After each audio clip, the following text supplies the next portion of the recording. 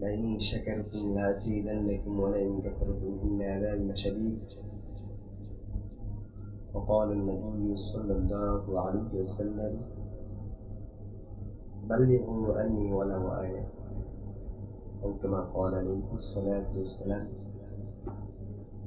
সমস্ত তারিফ ও প্রশংসা সেই মহান রব, যেই মহান রব আমাদেরকে শ্রেষ্ঠ লোক, শ্রেষ্ঠ মানব করে প্রেরণ করেছেন। সে আল্লাহর দরবারে একবার শুকরিয়া আদায় করি, সকলে করি আলহামদুলিল্লাহ। লক্ষ্য করে দরুদ সালাম বর্ষিত হোক জনাবে মুহাম্মদ রাসূলুল্লাহ সাল্লাল্লাহু আলাইহি ওয়াসাল্লামের উপর। তাকে সৃষ্টি না করলে আসমান, জমিন, পাহাড়, পর্বত এবং কি আমি আপনাকে সৃষ্টি করা হতো না। সেই নবী, সেই জনাবে মুহাম্মদ রাসূলুল্লাহ সাল্লাল্লাহু আলাইহি ওয়াসাল্লামের উপরে একবার দরুদ পাঠ করি, সকলে করি সাল্লাল্লাহু আলাইহি ওয়াসাল্লাম।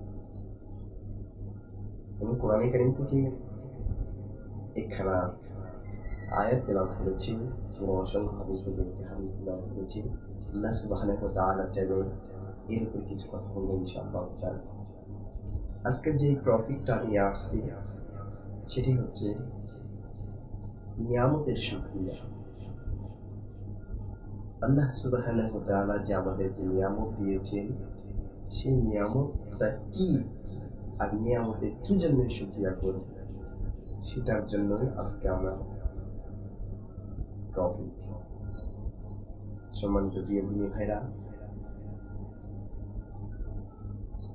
নিজের জন্য এবং আপনাদের জন্য কথাগুলো বলতেছি একমাত্র আল্লাহর জন্য। আল্লাহ সুবহানাহু ওয়া তাআলা আমাদেরকে এই কথাগুলো শুনে বুঝে নিজেকে আমল করা এবং আপনাদেরকে আমল করা তৌফিক দান করুন। আল্লাহুম্মা আমিন। সম্মানিত প্রিয় দিনী ভাইরা, আল্লাহ সুবহানাহু ওয়া তাআলার অসংখ্য অগণিত লাখো লাখো কোটি কোটি নিয়ামত আমাদেরকে আল্লাহ সুবহানাহু ওয়া তাআলা দিয়েছেন, আলহামদুলিল্লাহ। তার ভিতরে একটা নিয়ামতের শুকরিয়া আদায় করতেই হবে, সেটা হচ্ছে ঈমান নামের দৌলত দান করেছেন, আলহামদুলিল্লাহ। ঈমান দিয়েছেন, নবীর ভালোবাসা অন্তরে দিয়েছেন, কালেমা দান করেছেন। সেই একটা নিয়ামত, সবচাইতে দুনিয়ার ভিতরে সবচাইতে বড় একটা নিয়ামত, সেটা হচ্ছে কালেমা, ঈমান। যে শব্দটা ঈমান দান করেছেন, সেই আল্লাহর দরবারে শুকরিয়া আদায় করতেই হবে, আলহামদুলিল্লাহ। তারপরে দেখেন, দুনিয়ার ভিতরে আমরা আসছি, আল্লাহ তাআলার অসংখ্য অগণিত শুকরিয়া জ্ঞাপন করতে হবে। কি জন্য করতে হবে সেটা এখন আসেন আমরা খুব অল্প সময়ের ভিতরে কিছু কথাগুলো জেনে রাখবো ইনশাআল্লাহ। একটা নিয়ামতের শুকরিয়ার ভিতরে আরেকটি হচ্ছে, সেটি হচ্ছে সুস্থতা। আল্লাহ সুবহানাহু ওয়া তাআলা আমাদেরকে এই সময়ে, এই মুহূর্তে কথাগুলো বলার শক্তি দিয়েছেন এবং কথা শ্রবণ করা, শোনার মতো শক্তি দিয়েছেন। সে আল্লাহর দরবারে আরেকবার শুকরিয়া আদায় করি, সকলে করি আলহামদুলিল্লাহ। যে যেখান থেকে শুনছেন আমার কথাগুলো খুব খেয়াল করে রাখবেন, মনে রাখবেন, অন্তরে জায়গা করে নেবেন।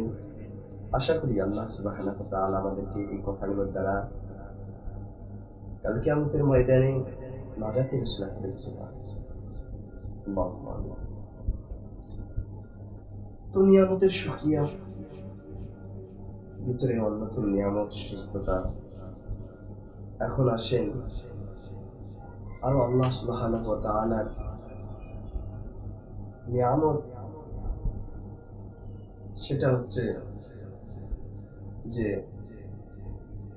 আমাদের আল্লাহ সুবহানাহু ওয়া তাআলার কাছে না চেয়ে আমাদের সুন্দর হাত, সুন্দর মুখ, সুন্দর চক্ষু, সুন্দর কান এবং কি সুন্দর বডি আল্লাহ সুবহানাহু ওয়া তাআলা দিয়েছে।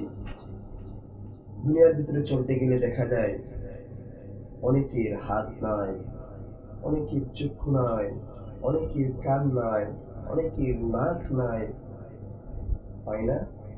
আছে না এগুলো মানুষ? আছে, অবশ্য আছে। কিন্তু আল্লাহ সুবহানাহু ওয়া তাআলা এত সুন্দর করে আমাদেরকে সৃষ্টি করলেন, শ্রেষ্ঠত্ব দান করলেন, তাহলে সে আল্লাহ সুবহানাহু ওয়া তাআলার নিয়ামতের শুকরিয়া আদায় করতে হবে না? অবশ্যই করতে হবে। কি জন্য করব না? কারণ দেখেন ভাই, এই যে আমরা নিঃশ্বাস নিচ্ছি, এই অক্সিজেন নিচ্ছি,